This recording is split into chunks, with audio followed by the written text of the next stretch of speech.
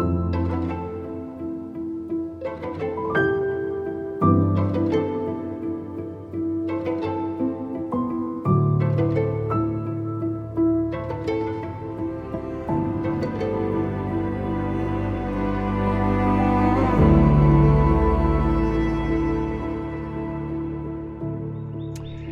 my friends, I want to talk to you today about something deeply personal. And by that, I don't mean something that, I don't mean I'm going to talk about details in my life that would be inappropriate or would not be helpful. But I want to talk to you about what I need these days very, very much in a very personal way. Sometimes somebody comes up and they may know about some of the difficulties that we have faced over these last couple of years. And they'll say something like, I'm praying that you will have a very vivid picture of what your future could look like that will be much better. Or I'll pray that you'll be able to imagine circumstances the way that you want them to go. Or I'm praying that you will have a vision for your family where everyone and everything will be reconciled. And while I'm very grateful for the heart behind that, I'll find myself kind of thinking, I kind of can't go there. And partly it's because I don't know what the future holds, at least not in this life. And it's even hard for me to understand or imagine what it will be like in eternity. And I don't believe that faith means that my ability to increase the estimates of circumstances turning out the way that I want them to has some kind of magic impact on the future. I'll find myself sometimes thinking in the face of statements like that, I can't go there, I can't go there. So this is about hope for people who can't go there. Maybe that's you. Dallas Willard, Renovation of the Heart. We're coming to wonderful words in days to come about love and joy and peace. Now he talks about hope. Hope is anticipation of good, not yet here. That's hope. It's anticipation of good. Inseparable from joy. We are saved by hope. We rejoice in hope. If we hope for what we do not see, with perseverance we wait eagerly for it. Those are all statements from the Bible. The New Testament in particular has a lot to say about hope.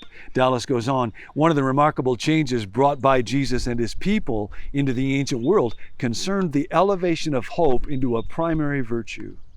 Hope was not well regarded by the Greco-Roman world. It turns out in the ancient world generally, particularly among the Stoics, hope was regarded as actually kind of a moral weakness. They said the main dividing line in life is what's the stuff I can control and what's the stuff I cannot control. And the wise person is the one who bets the farm on what she or he is able to control. And primarily that's my own spirit, that's my inner life, that's my mind. And I can be guided by the supreme good reason to develop self-mastery and to let go, to not care about, cultivate an attitude of detachment from those things that I cannot control. So to hope is a fool's game, because then I'm putting my well-being in the hands of a force that's not under my control. Hope will disappoint you. The Roman philosopher Seneca said, cease to hope and you cease to fear. Letting go of hope is the secret to living well. The philosopher Epictetus, another Stoic, said, don't get too attached to anything.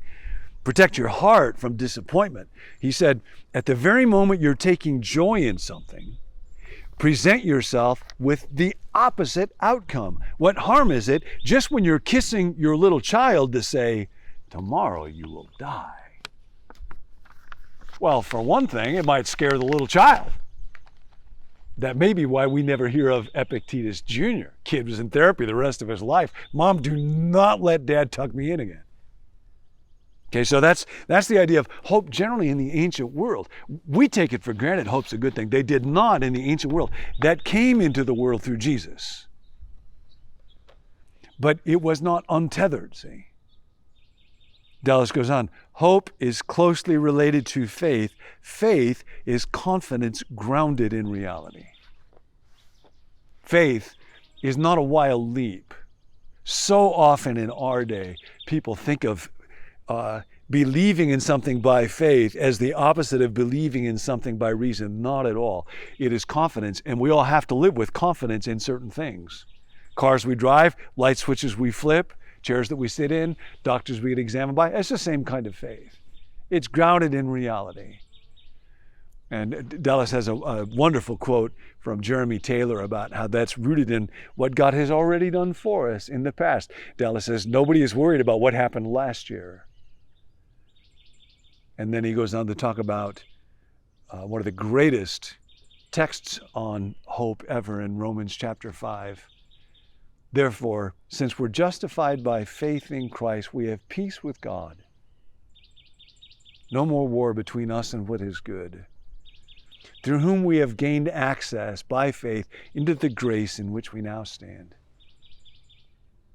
This scene, that little bird right there, those trees, my heartbeat, this is all grace from God.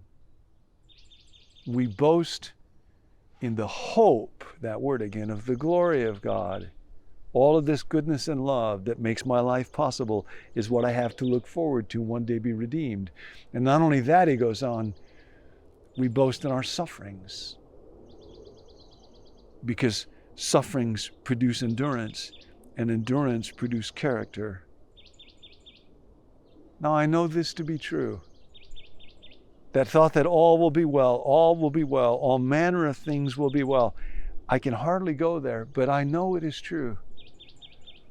That I find a presence in my sufferings, and there is a goodness beneath it. And that's part of what I want to share with you in this that is very deeply meaningful to me. There's a writer, J.R.R. Tolkien. He was a good friend of C.S. Lewis, and he wrote The Lord of the Rings. You might have seen the movies or read the book. Tolkien actually said that one of the main reasons why he wrote The Lord of the Rings was to convey an idea, what he called a theory of courage. Tolkien and Lewis were both very strong Christians. They also loved northern writings, Norse mythology. And there was, Tolkien said, a theory of courage in those writings that was, he said, in fact, their great contribution to humanity that he wanted to show in its true light. Just as there's a lot of overlap in Stoicism with Christianity, so there was a great deal in Norse mythology with Christianity. In both cases, there was the sense that there is more to this world than what we can see. There is a transcendent realm. And in both cases, there is a tremendous battle going on between good and evil. In Christianity, the metaphor, the picture of that ultimate battle is the word Armageddon. In Norse mythology, it's Ragnarok, only there is this difference. In Norse theology, the gods lose. Good loses. And chaos and meaninglessness and hostility overwhelm and overcome everything. And the idea of that true courage, that theory of courage, is that for those who are valiant, they continue to strive for what is good, because victory or evil have nothing to do with right or wrong. And because even if in the end forces that are hostile or even evil should prevail, that could not force a hero to switch sides. And the beauty of someone choosing to serve the good, regardless of how the outcomes look, is part of what Tolkien wanted to show in Lord of the Rings. So there's a paragraph where he's writing about Sam. Sam is a little hobbit that devotes his life to serving Frodo in the battle to try to fight against evil and to destroy the ring. And this is what it says when things look real dark. Sam never had any real hope in the affair from the beginning. But being a cheerful hobbit, he had not needed hope as long as despair could be postponed. Now they had come to the bitter end. But he had stuck to his master all the way. That was what he had chiefly come for. And he would stick to him still. And I think of the disciples with Jesus. Made me think about, there's quite a famous disciple who's often kind of looked down on. His name is Thomas. And in John the 11th chapter, when Jesus says he's going to go to Judea where the people are going to kill him, Thomas says, "Let us go to Judea with him that we may die with him." And maybe that's the true theory of courage. Maybe he He was the most valiant and heroic of all the disciples. In the Gospel of Matthew, in the final chapter, the very last word we have to describe the disciples before Jesus gives them the Great Commission and tells them to go, the very last verb that describes them, we're told that disciples worship him on the mountain, but some doubted. But some doubted. But some doubted. Resurrection? Yeah, I guess. Can't go there. Can't go there. Yet those are the ones that he says, go. So today, if your hope tank is full and your imaginer is working great and you envision wonderful things in your life today and tomorrow and next year, man, God bless you. Go with a full tank. If you can't go there, there is a life and a goodness and a presence of God that is available to you and to me that is deeper than anything this world has to offer. We follow yet the God of hope. We serve him. We go there. See you next time.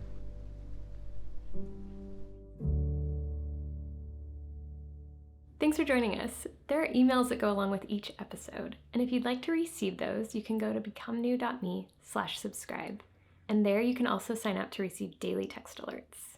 We'll see you next time.